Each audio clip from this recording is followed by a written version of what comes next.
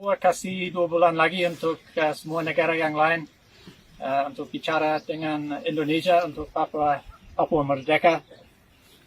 Kalau sudah 2 bulan dan mereka tidak bicara dengan Papua, mereka akan tembak saya. Kelompok kriminal bersenjata melayangkan ancaman akan menembak pilot Susi Air asal Selandia Baru, Kapten Philip Mark Martens. KKB memastikan akan menembak Kapten Phillips apabila negara tidak dapat mewujudkan keinginan mereka untuk memerdekakan Papua. Menanggapi hal tersebut, negara asal Kapten Phillips yakni Selandia Baru menyatakan tidak akan tinggal diam. Mereka akan mulai bertindak setelah selama ini hanya diam dan menunggu kebijakan Indonesia dalam operasi penyelamatan salah satu warganya tersebut.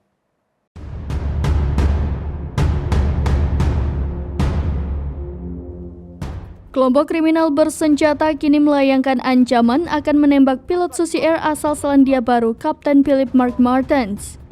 Mereka tak segan akan melakukan itu jika negara tidak memenuhi keinginan mereka untuk membicarakan terkait kemerdekaan Papua dalam waktu 2 bulan. Mendapat kabar ancaman ini, Selandia Baru langsung memberikan reaksinya. Mengutip Tribunnews.com, diketahui ancaman tersebut dikirimkan KKB kepada Reuters pada Jumat 26 Mei 2023. Dalam video tersebut terlihat Martens begitu kurus sembari memegang bendera bintang kejora yang merupakan simbol dari kemerdekaan Papua. Selain itu, ia juga tampak dikelilingi oleh anggota KKB yang menurut seorang analis tengah membawa senjata serbu yang diproduksi di Indonesia.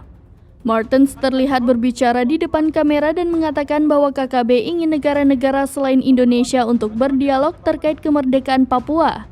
Jika kemerdekaan Papua tidak terjadi dalam 2 bulan, maka mereka akan menembak pilot Susi Air itu. Berdasarkan laporan Reuters, video tersebut dibagikan oleh juru bicara Komando Nasional Tentara Pembebasan Nasional Papua Barat Operasi Papua Merdeka Sebi Sambom.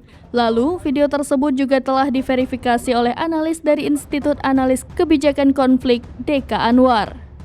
Menanggapi hal itu, juru bicara Kementerian Luar Negeri Selandia Baru memberikan tanggapannya.